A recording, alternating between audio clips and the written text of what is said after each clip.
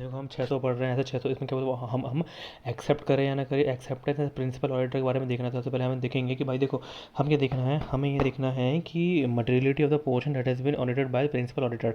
And then उसको materiality of the portion देख लेंगे, उसको देखेंगे भाई एक बार खुद की 3 बात ब्रांच की बात क्या बात करेंगे। सबसे पहले प्रिंसिपल ऑडिटर के बाद कितना knowledge, principal how principal knowledge है knowledge on the business of the component और risk of material statement on the business component of the other component audited by the other and then performance of additional audit procedure करेंगे। जो जो ऐसा जो इस ऐसे में जो बताया हुआ है उस हिसाब से हम एडिशनल ऑडिट प्रोसीजर करेंगे। देखो कुछ कुछ पॉइंट याद कर लिया है।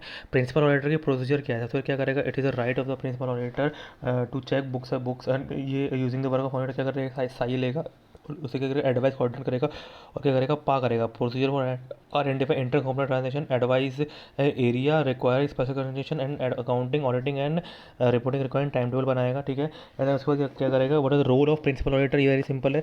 क्या करेगा, क्या करेगा, रिटर्न कम्युनिकेशन करेगा, एडवाइस करेगा और क्या करेगा, क्वेश्चनर देगा, आंसर क्वेश्चन करेगा और ये करेगा, क्वेश्चन को रिप्लाई करेगा, नहीं करेगा तो पनिशमेंट मिलेगी, बुरी तो पेनल्टी लगेगी, कंप्लाइंस में और कोऑर्डिनेट करेगा विद प्रिंसिपल ऑडिटर।